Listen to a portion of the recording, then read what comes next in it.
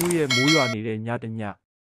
အသက်25နှစ်အရွယ်တီဟာသူ့အလုပ်ကနေပြန်လာပြီးတယောက်တည်းနေတဲ့အခန်းထဲမှာအနားယူနေခဲ့တယ်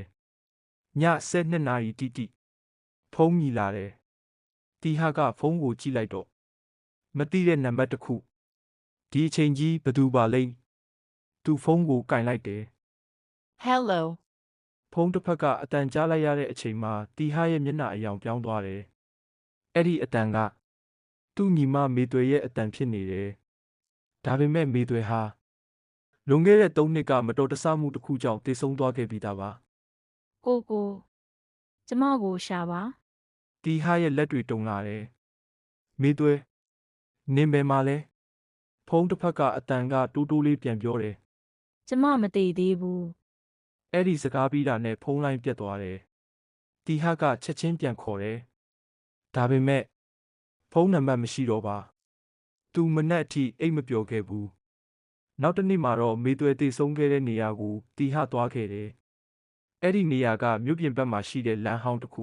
။မေသွေဟာအဲ့ဒီလမ်းမှာကားမတော်တဆမှုဖြစ်ပြီးတည်ဆုံခဲ့တယ်လို့ရဲတွေကပြောခဲ့ကြတယ်။ဒါပေမဲ့တီဟာလမ်းဘေးကမျက်ပင်တွေကြားမှာတစ်ခုခုကိုတွေ့လိုက်ရတယ်။အဲ့ဒါကမေသွေအမြဲဝတ်နေကြလက်ကောက်တစ်ခု။တီဟာကလက်ကောက်ကိုကင်လိုက်တဲ့အချိန်သူ့ဖုန်းထဲကိုအတန်မတ်ဆေးဝင်လာတယ်။အတန်ထဲမှာမေသွေရဲ့အတန် ကိုမယုံနဲ့သူတို့ကိုမယုံနဲ့ ထို့နောက်အတန်တစ်ခုထပ်ကြားရတယ်။ဒီအတန်ကိုနားထောင်နေပြီဆိုရင်မင်းလည်းအနေရရှိနေပြီ။ဖုန်းထဲကအတန်တွေကိုနားထောင်ပြီးတဲ့နောက်တီဟာစိတ်ထဲမှာမေးခွန်းတစ်ခုပဲရှိနေခဲ့တယ်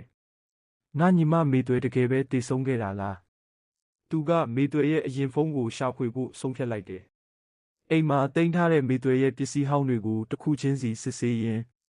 စာအုပ်အဟောင်းတစ်အုပ်ကိုတွေးလိုက်ရတယ်။စာအုပ်အတွင်းမှာစာကြောင်းတစ်ကြောင်းရေးထားတယ်။လူတစ်ယောက်ကိုယုံကြည်လို့ရတယ်။ဒါပေမဲ့တက်တည်မရှိဘဲဘယ်သူမှမယုံနဲ့။စာအုပ်ရဲ့နောက်ဆုံးစာမျက်နှာမှာတော့နံပါတ်တစ်ခုရေးထားတယ်။အဲ့ဒီနံပါတ်ကဘာအဓိပ္ပာယ်လဲဆိုတာတီဟာမသိဘူး။ဒါပေမဲ့မေသွေရဲ့အကောင်းဆုံးတငယ်ချင်းနန္နာကိုသတိရလိုက်တယ်။တီဟာကနန္နာကိုသွားတွေ့တယ်။မေသွေမသေးဆုံးခင်ဘာတွေပြောခဲ့သေးလဲ။နန္နာရဲ့မျက်နှာမှာစိုးရိမ်မှုပေါ်လာတယ်။ကိုတီဟာဒီအကြောင်းတွေမမေးတာကောင်းမယ်။ဘာကြောင့်လဲ။နန္နာကခဏတိတ်နေပြီးပြောတယ်။မေသွေကသူ့ကိုတယောက်ယောက်စောင့်ကြည့်နေတယ်လို့ပြောခဲ့တယ်။တီဟာအံ့ဩသွားတယ်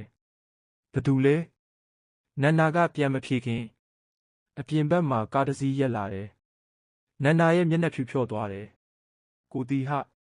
ပြေး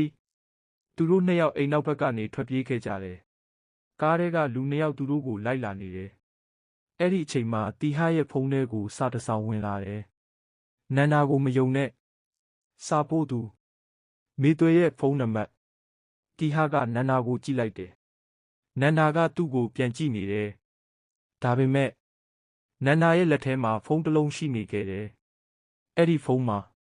တီဟာရဲ့လှုပ်ရှားမှုတွေကိုတယောက်ယောက်စီပို့နေတဲ့စာတွေဖွင့်ထားလျက်နဲ့ပေါ့